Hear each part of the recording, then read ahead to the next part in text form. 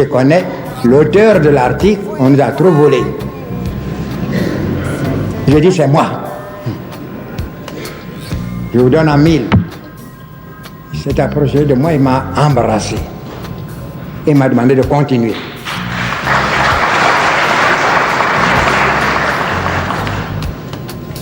Mais le colonialisme, en ce temps-là, était très puissant.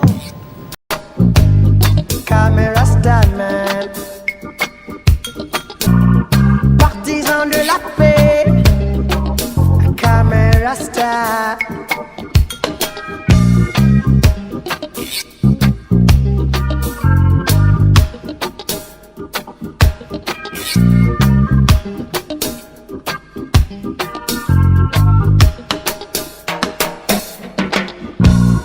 Il s'est saigné à blanc pour nous, ces petits enfants. On a mobilisé tous les colons. Il n'y avait pas de route entre Abidjan et Abengourou, direct. Il fallait passer par le chemin de fer et arriver à Abidjan, prendre le bateau pour aller à Benjerville.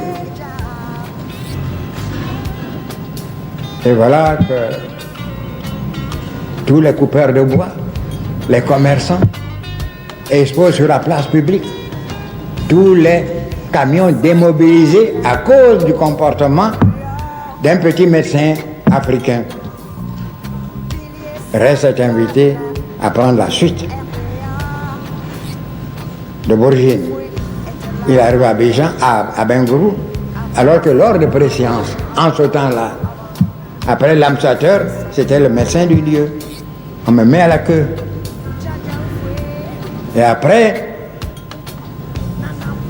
les cérémonies, on m'invite au bureau de l'ambassadeur avec le gouverneur et son secrétaire et son directeur de cabinet d'Elpech.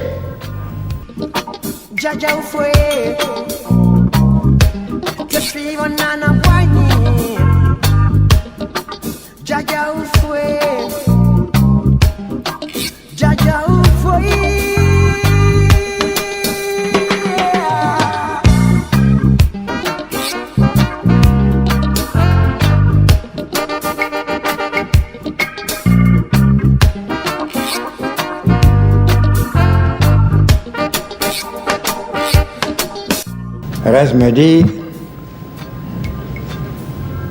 tout le monde s'accorde à vous reconnaître comme un des meilleurs médecins du pays. D'ailleurs, c'est pourquoi vous tenez un poste aussi élevé que le poste d'Abengourou, puisqu'à Bengourou contrôlait en ce temps-là la moitié de la production totale du cacao de la Côte d'Ivoire.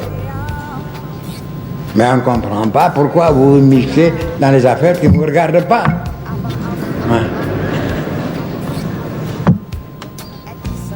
Par la suite, nous nous sommes rappelés cette première scène.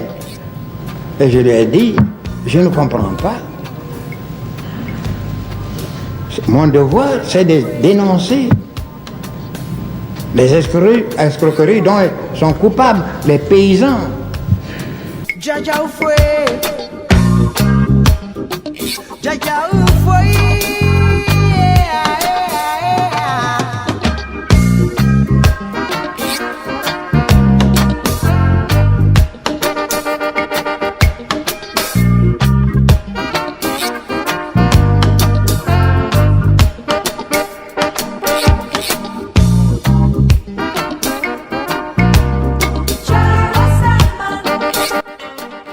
On ne soigne pas des gens misérables quand ils peuvent se nourrir avec le fruit de leur travail. Ce sont des médicaments en moins.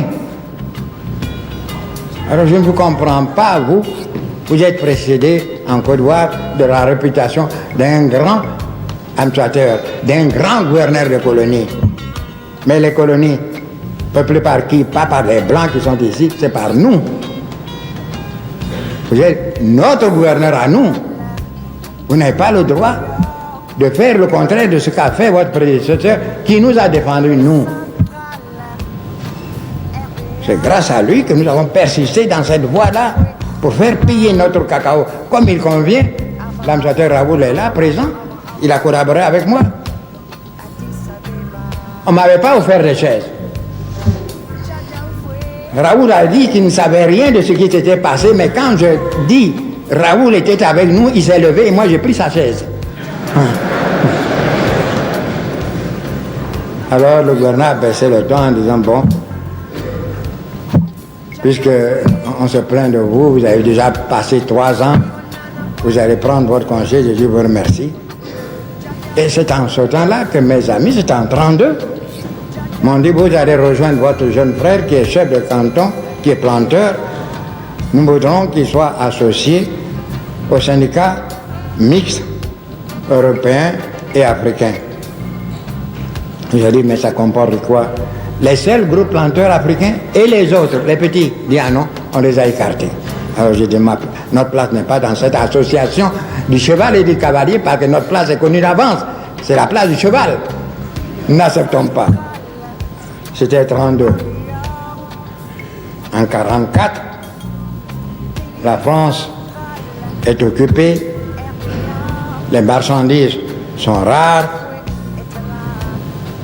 on ne pouvait pas transporter notre café et notre cacao parce que la France n'avait pas la maîtrise des mers. Mais pour ne pas perdre la production, on a décidé d'allouer des indemnités aux planteurs. Mais, comprenez-vous bien, à raison d'un prix unique pour les planteurs européens, quels que soient les lieux de production. Il s'agit du cacao et du café destinés à être brûlés sur place. Mais s'agissant des Africains, des indigènes, comme on le disait en ce temps-là, il y aura une défalcation hypothétique des frais de transport. Ainsi donc, le planteur de Mans, par exemple, qui touchait 10 francs, quand il est européen, le planteur ivoirien indigène ne touchait que 4 ou 3 francs, parce qu'on a défalqué les prix et les frais hypothétiques des transports.